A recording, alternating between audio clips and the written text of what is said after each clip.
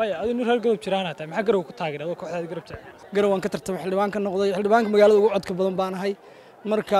hadee cid reer garow waa marka dadka la weydiiyo xildhibaan Xamed ma Galab u taageeray mise garowe waxaan maqlaynaa in garow ka soo baxay laakiin deegaanka uu Galab taageeray ciyaaraha kooxaha magaalada dhan Xamed waa taageeraya marba kooxdu isiraad ciyaartooyda waa fiican tahay una taageeraya ay xildhibaan soo dhaw Galabta taageeray waa dhawahay Galabta horta garoon Galabta igu horeysay waxaan noo iiminaa ciyaartooyga dhiiri geliyo kooxaha oo dhan dhiiri geliyo laakiin de taageero hadday noqoto anu caasimadan taageeraya koox ahaan labada kooxoodba guul baan u rajeynayaa waxaan rajeynayaa ciyaartu waa isdhexgal buuqa iyo shoobaraha iyo waxaas waa naga reeban yihiin waxaan u baahanahay kubaddu inay noqoto isbarashada dhalinyarada isdhexgalka iyo awoodda ciyaartooyga in lagu tijaabiyo si aynu heer gobol iyo heer Puntland u ciyaarno hadii la hay'adno xildhibaan Xamed ma Galab u taageeray mise garowe waxaan maqlaynaa in garow ka soo baxay laakiin deegaanka uu Galab taageeray ciyaaraha kooxaha magaalada dhan Xamed waa taageeraya marba kooxdu isiraad ciyaartooyda waa fiican tahay una taageeraya marka laakiin maanta garow u taageeray kooxda garow dhiirigelinteeda aanu imi labada kooxoodna waa hambalyeynaya ciyaartuna bareeji ku dhamaatay ciyaar fiican bay soo bandhigeen macallimiintana waa u mahad celinayaa saxaafadana waa u mahad celinayaa waxaan rajeynayaa guul kooxda caasimadana guul baan u rajeynayaa waayo aduu reer Galab Jiraana tahay maxaa garow ku taageeray adoo kooxda garab tahay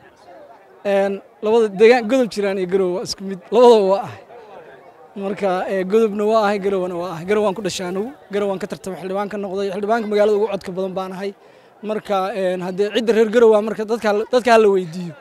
nin magaalada ku dhashay uguna cod badnaa waana marka saas si guud garowe kulanka u haray Aylbay la ciyaaraysa kulanka ay ku xaqiijin doonto wareegga u dambeeyay inay ciyaari doonto ina tartanka maxaa ka fili kartaa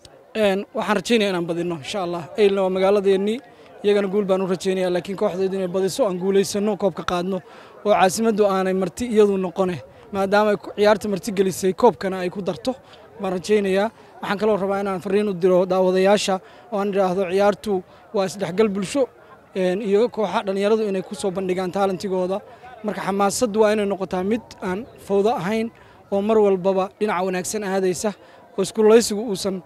horseedin in garoonka iyo daawadayaasha iyo ciidanku ay isku dhacaan marka iyagana waxaan rabaa xasiloonida hadda ciyaartu ku socoto inay ku dhamaataan rajeynayaa caasimadana guul baan u rajeynayaa libaaxu kuma jiro bahalaha kale marka waxaan rajeynayaa inaan guuleysano insha Allah dhalinyarada dheelaysa oo caasimadda matalaysa iyo kuwa degmooyinka kale matalayaba waxaan leeyahay waa dadaasheen kulligiin waxaanad samayseen wax qurux badan waana taariikh caasimadda waxaan u rajeynayaa guul mar labaad degmooyinka kalena ciyaar wanaag iyo hadda kubaddu waa nasiib haddii guuleystaan iyagana oo soo dhaweynayna